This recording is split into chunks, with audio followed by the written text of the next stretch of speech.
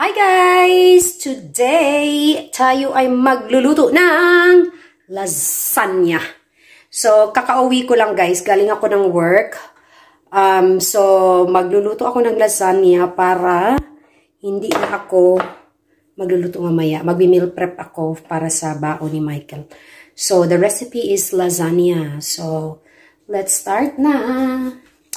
Okay, i-position ko muna ang aking camera. Asan na yung aking stand? Hanapin ko muna yung aking stand. Stand ng aking camera. Ay, ayan. So, pagod-paguran pa ang beauty ko galing sa work. I'm very, very tired. Okay. So, ayan, ayusin ko lang.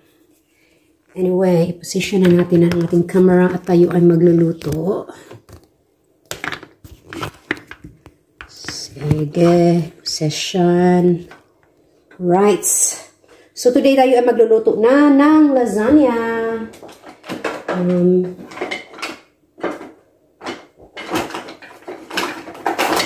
It's one of the easiest recipe na ginagawa ko parang pang meal prep. Teka lang.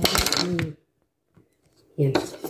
Okay, so, ano natin gagawin? Ilalagay natin ang ating onion, chopped onion. So, mag-isa-gisa muna tayo. So, kita ko sa inyo yung ating niluluts.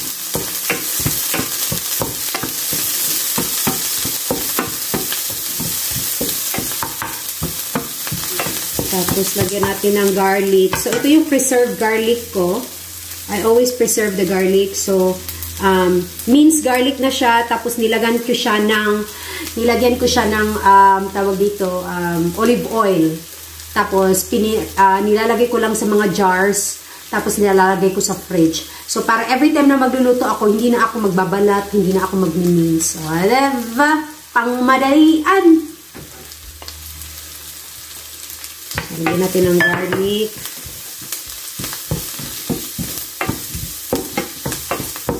So, ang ginagawa natin ngayon is magigisa tayo ng minced beef.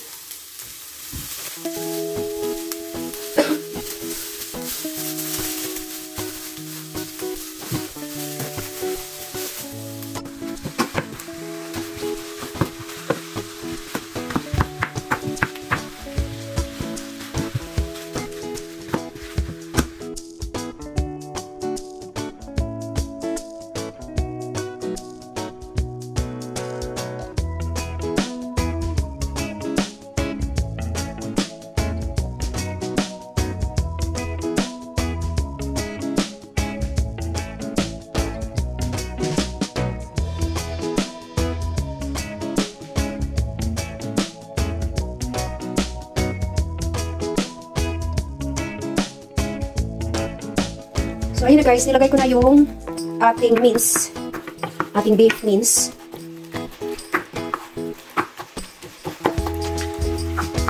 Haluin na natin siya hanggang sa medyo mag-turn to brown na siya, hindi na siya red. So, tayo ay magluluto. So, ayun guys, nilalagyan ko lang to ng mga pampalasa.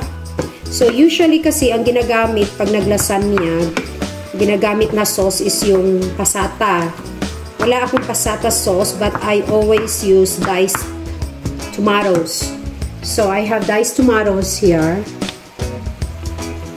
So, ayan. Even pag nagsaspaghetti ako, I use diced tomatoes kasi iba pa rin yung lasa ng pure talaga tomato. Yung meron siyang mga bits and pieces of tomato. So, yan yung ginagamit ko, diced tomatoes. So, i-mix lang natin to hanggang mag-change yung color ng ating beef. Lagyan na natin siya ng mga pangpalasa. So, lagyan natin ng pepper. So, pepper. And then, lagyan natin ng beef cubes. Dalawang beef cubes. I always use, of course, Knorr beef cubes. This is not sponsored, pero mas malasa yung beef cubes natin na made in Philippines kaysa sa yung dito sa amin. Yan. So, lagay natin yung ating minced beef, ating beef bouillon. O kaya ay tinatawag na beef cubes. So, lagay natin yung beef cubes. Hanggang sa matunaw lang yan siya. And then, lagay natin ng usually, oregano yung ginagamit ko. Pero wala akong oregano. So, ito, mix herbs ang ilalagay ko para for fragrance. So, ito palang ginagawa natin today is yung sauce. Kasi, pag gagawa ka ng lasagna, kailangan mo ng white sauce, kailangan mo ng red sauce. So, ito yung red sauce na ginagawa natin today.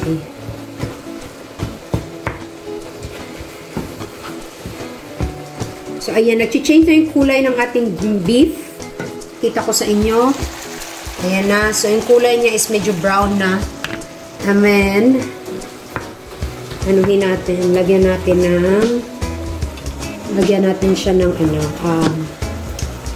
diced tomatoes. At bago yan, ilagay ko muna ang aking this is carrots. Yung shredded carrots, nilagay ko lang siya sa food processor. Dalawang carrots to guys. Yung recipe kasi usually calls for 1 carrots. Kaya lang, I'm doing meal prep. So, pag meal prep kasi maramihan. So, kaya dinoble ko na yung carrots. Lagyan natin muna yung carrots. Mas madaling mag-shred ng carrots sa food processor.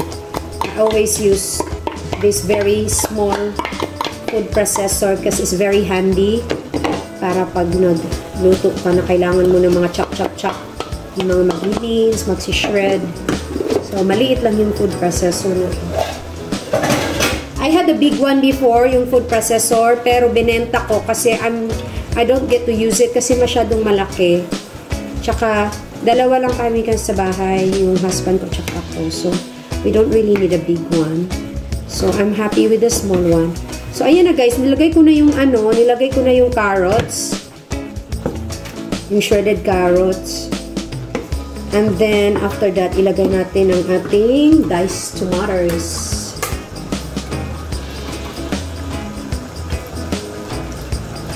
Pasensya na minsan may mga accent na ako na mga accent ng mga puti. Kasi may use ka naman talaga sa accent nila dito sa Australia. Especially if you're working with Australians talaga. Yung mga kasama ko sa work, puro talaga mga puti. 3 lang kami Pinoy doon sa store namin. Pero yung mga Pinoy ko na kasama sa work, hindi yun sila lumaki sa Pinas. Lumaki sila dito. Ayan guys. Ang sarap. So, lilagay ko na yung ating diced tomatoes. Pag kulang pa yung diced tomatoes, dadagyan ko, dito, nabubulil ako. We will add more mamaya. Baka kasi umapaw. Parang dapat pala yung malaking saucepan ang ginamit ko. Yan. So, tapos lagyan natin ng tomato paste. Yan o, tomato paste. So, mga 3 kutsara ng tomato paste.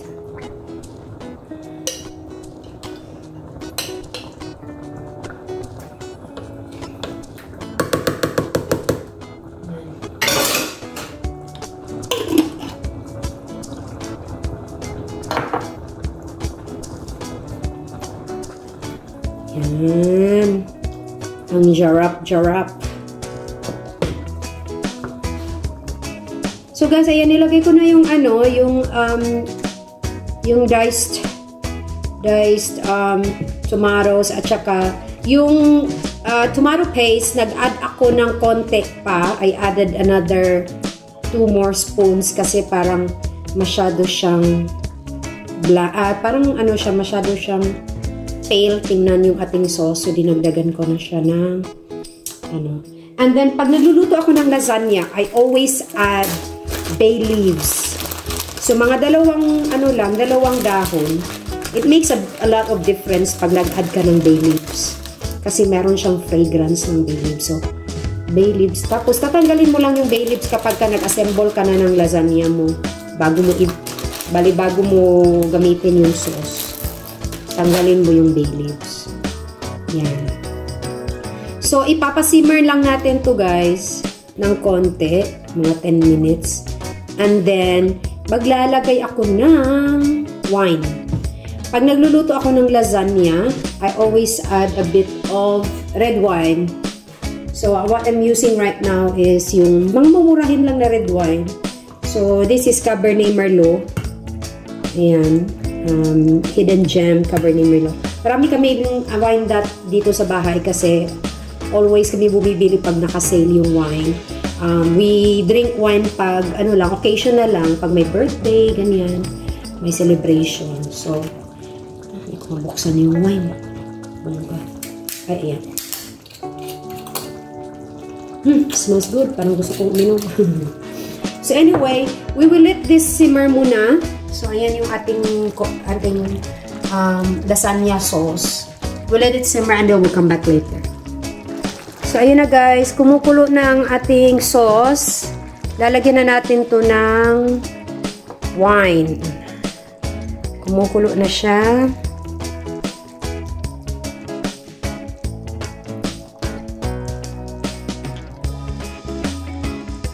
So guys, nalagyan ko na siya ng red wine. Tinansya ko lang. So, kung nakita nyo, konti lang yung nilagay ko. Hindi ko siguro na-record kanina yan. But anyways, konti lang, mga half a cup lang yung nilagay ko na wine. Okay? So, depende, there's no requirement kung anong klaseng, anong brand ng wine. As long as red wine siya. Red wine yung gamitin nyo. Kasi mas suitable kasi yung red wine sa meat, sa beef. Yung white wine naman is suitable for seafood. Yun. So, yan. Ano ko nga, be? Pag nag-thicken na ng konti yung sauce, yun, ready na yan. Tapos, i-adjust nyo lang yung salt and pepper nyo if you want it, more strong. Masarap na siya. Masarap. So, ipa-thicken pa natin ito ng konti. Tapos, ready na itong sauce na to. Sometimes, what I do is, nagpe-prepare ako ng lasagna sauce. Tapos, I let it cool down. Pag na-cool down na siya, I pack it in plastic bags or container, yung disposable container. Nilalagay ko sa freezer. Para pag gusto kong kumain ng pasta, I have a ready sauce na. So, or gustong kumain ng lasagna. Kasi yung lasagna sauce kasi, yung red sauce, is very versatile siya. Any pasta, pwede mo siyang gamitin. Diba? A few moments later. Hey guys! Welcome to Ivy's Kitchen. Again, ito yung continuation ng ating paggawa ng lasagna. So, nagawa ko na yung sauce ng lasagna. So, today, I'm going to make yung white sauce. Tapos, after white sauce, mabilis na lang yan siya guys. Kasi mag-assemble na lang tayo ng ating layers ng ating lasagna. So, yung mga ingredients ko is usually kung ano yung available sa kitchen ko. Yun yung mga ina-add ko, ginagamit ko. But yung pinaka-basic talaga ng white sauce niya is gagawa ka ng roux, yung butter at saka flour, imimix mo, and then you add milk. Meron akong leftover cream, I will add it for more creaminess. And then sangkatutak na cheese. And then, salt, pepper. Some people, they add nutmeg. I don't like nutmeg, so I will not add nutmeg powder. So, ayan. Papakita ko yung mga ingredients. So, ayan. We have flour. Yung ating flour. I have leftover thickened cream na gagamitin ko. This is mozzarella cheese na hindi na siya shredded kasi na-freezer ko na siya. So, I just sliced it. And then, meron akong leftover milk. And then, I have butter. And I have more cheese. This is a block cheese. So, ayan, ito yung gagamitin ko for our white sauce. Syempre, we're gonna use salt, pepper, additional pangpalasa. And sometimes I add like seasoning, like mga tawag dito, mga stock powder, ganyan. So, okay, let's start. So guys, ayan, naglagay lang ako ng butter. Melt lang natin yung butter. Dapat yung heat ng fire nyo is low. So right now, naka number 3 lang ako. So para hindi masunog yung ating butter. Pag nag-melt na yung butter, we will add flour. Tansya-tansya lang guys yung flour ko. Depende lang sa dami na gusto ko. But usually mga half cup, pwede na siya. Yan, nagme-melt ang ating butter and then kuha lang tayo ng flour.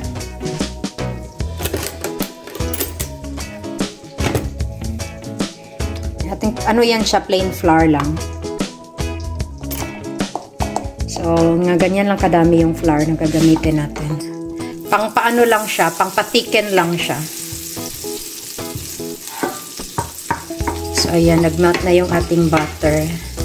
Pag wala ng buo-buo, pwede mo na siyang lagyan ng flour. So, I'll add the flour.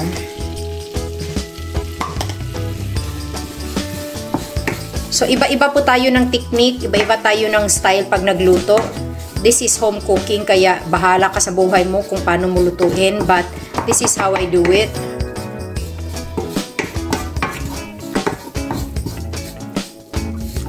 And, makikita nyo ako dyan. I'm just here sa mirror.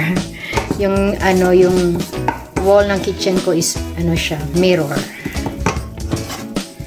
Yeah. Bakit mirror? Kasi para, pag nag-exercise ako, pag may niluluto ako, tapos pinapaboil ko, nag-exercise ako, nakikita ko yung sarili ko sa mirror. There. Yan. So, yan na yung natin, yung roux, yung flour at saka tawag dito butter. So ngayon naman maglalagay tayo ng milk. Yan. Lagay tayo ng milk. Dadagdagan ko pa yan later ng milk guys. So for now, yan muna. And then mo lang siya. I-mix mo lang siya.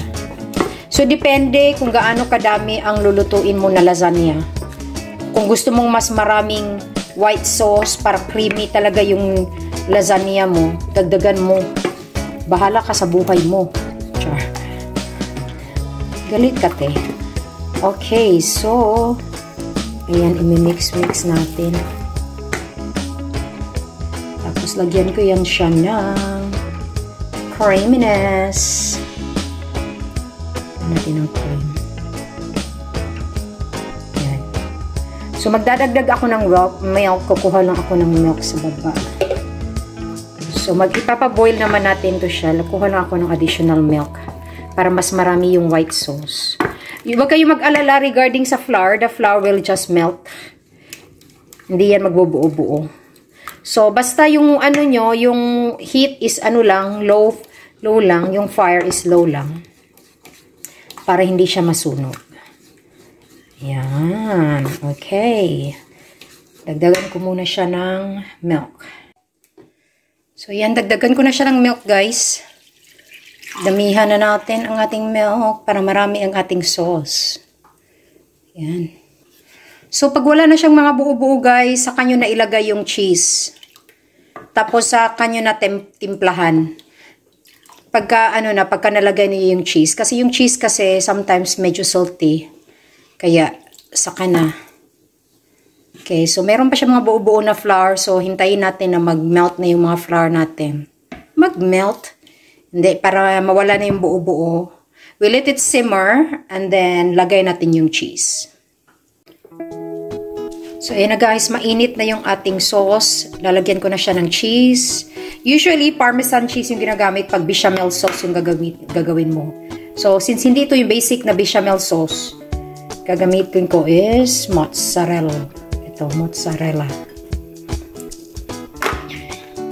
Hindi ko ubusin lahat ng mozzarella na to kasi I'm gonna top it also sa ating I will put it on top of our lasagna. Papamelt lang natin siya. Hanggang mag-thicken. Pag nag-thicken na siya, guys, yan, may sauce na kayo. Yan. Babalikan ko to pagka okay na siya. And then, lagyan ko na lang siya ng salt, pepper. Depende sa panlasa ko. Ayan. One eternity later. So, guys, we are back dito sa aking kitchen. And ayan na siya. Nag-thicken na yung ating sauce. Ito yung white sauce natin. So, I'll show you. So, medyo thick na siya. I'm going to add black pepper. Kasi gusto ko yung meron siyang anghang-anghang galore. So, kuha tayo ng black pepper. Black pepper powder. Kasi I don't wanna add nutmeg. Kasi hindi ko gusto yung lasa ng nutmeg. So, pepper na lang.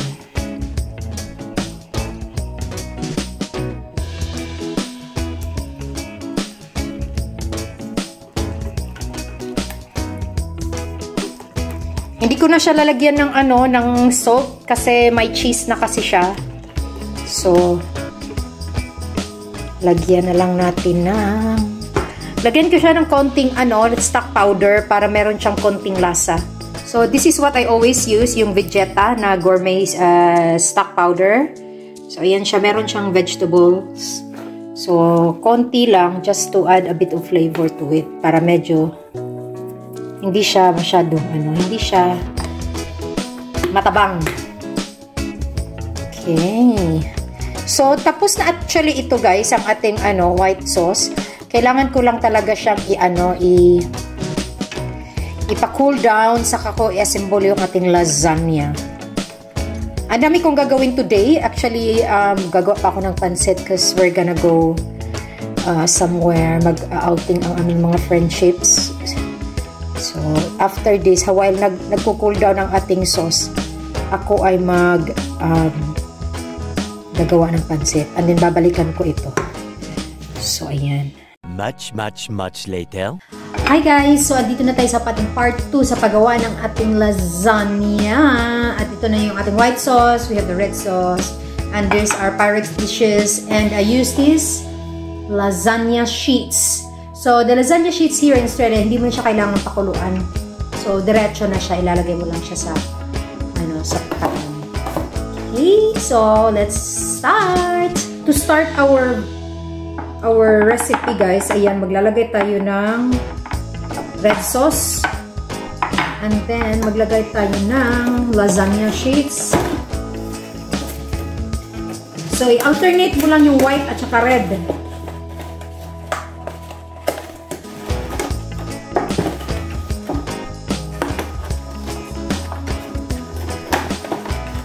Ayan. So, we have lasagna sheets. This one is just a perfect size para sa aking Pyrex dish. So, ilalagay mo lang siyang ganyan. Tapos, lagyan natin siya ng white sauce.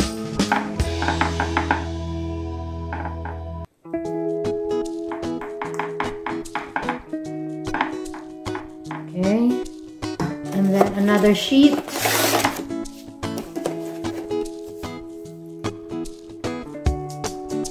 And then, lagyan natin ng red. So, alternate lang ito, guys. It's not difficult. Sauce. Kasi hindi naman natin ito bibenta. This is for home use lang. So, para to sa bana. Ang bana nga, mahilig bukakon.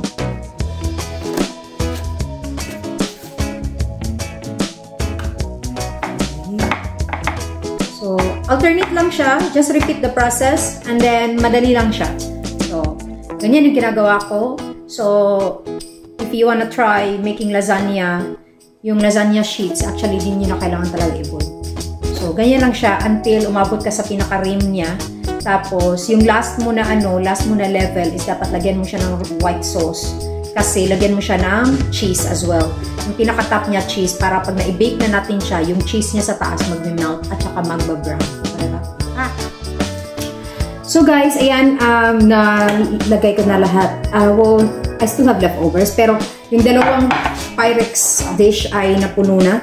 So, pag nabasag yung lasagna sheets, guys, don't worry kasi maluluto pa rin yan. So, makakain pa rin. Diba? So, nag-shred ako ng cheese sa aking food processor. So, lagyan natin ng cheese yung taas ng ating lasagna. The more cheese, the better. The cheesier. Diba? So, yan guys. Punuin lang natin ng cheese sa taas. I always use my food processor to grate the cheese kasi mas mabilis. Although marami akong cheese grater pero pinakamabilis mag-shred ng cheese sa food processor. So, yan ang ating lasagna. This is Michael's favorite. So, every winter, laging may lasagna.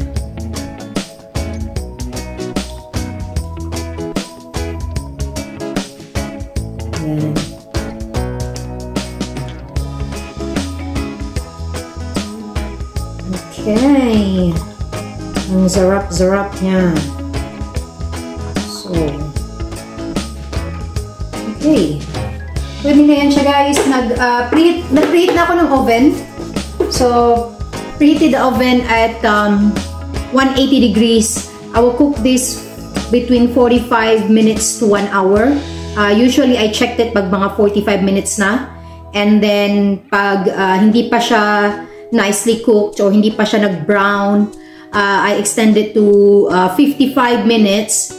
So, that's additional 10 minutes. Pero, kung gusto kong mag-brown yung top niya, yung medyo na siya, parang sunog-sunog yung top niya, mag-melt yung cheese, I put it like 3 minutes on grill, yung taas lang, o kaya 5 minutes. Depende how brown siya magiging, magiging brown. Anyway, so, ito na yung ating lasagna. And then, I'll show you the finished product mamaya pag na-bake ko. Okay, so antabayan na ng ating lasagna. So guys, ayan na. Na-ready na natin ang ating lasagna. It's very hot. I have to wear my gloves. So I'll show it to you. It's so nice. Ang ganda. So, tingnan natin yung level, yung sa side niya. Ganyan. Makapal. It's very hot at the moment kasi kakalabas lang niya sa oven. When I bake the lasagna, I always put it in a tray na merong foil kasi just in case mag-overflow yung sauce, which sometimes happens pag pag masyadong marami yung niluluto. But this time sakto lang talaga siya. And then I use this tawag dito spatula para i-cut yung yung lasagna. Kakarating lang ni Michael from work. Gusto na daw niyang kainin yung lasagna. Sabi ko, it's not yet ready. So, ayan. So, I'll show you a sample of how it looks. So, crispy pa siya, oh. Oh. Yan, may tunog pa, crispy. So, I usually divide it into, divide it into 4. Ah, grabe ang init, guys. Ooh, ang init-init. I will use the bigger ladle. Ito. Para one stop shop. Isang anuhan lang. Ayan, guys. It's very yummy. Very cheesy. Very yummy. Especially yung ginamit ko dito is yung yung diced tomatoes. So, talaga siya, may texture talaga siya. Hindi lang siya yung tapos meron pa siya mga meat. Marami tong mince na nilagay. So, 'di ba? Ang ganda. Tikman ng masilayan kahit mapasok na. Saba. Tikman natin. Uy, naunsa man. Kay giluto ba na nato. So, tikman natin. Kalma-kalma lang kakainit kay tanan mo. Perting inita.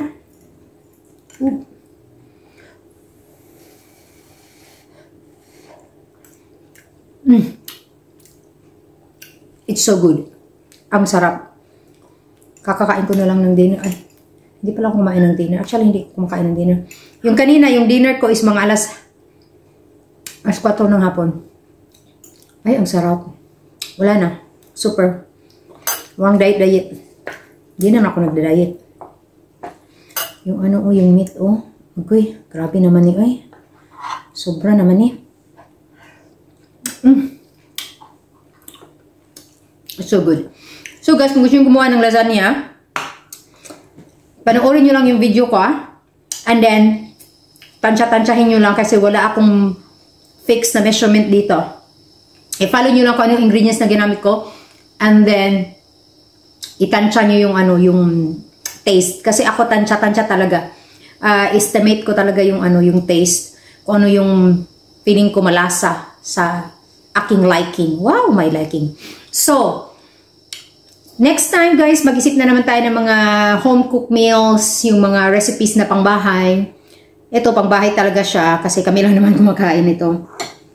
So guys, dito nagtatapos ang aking vlog. Please like, subscribe, comment, do whatever you want sa aking channel, IVK. And till next time, bye!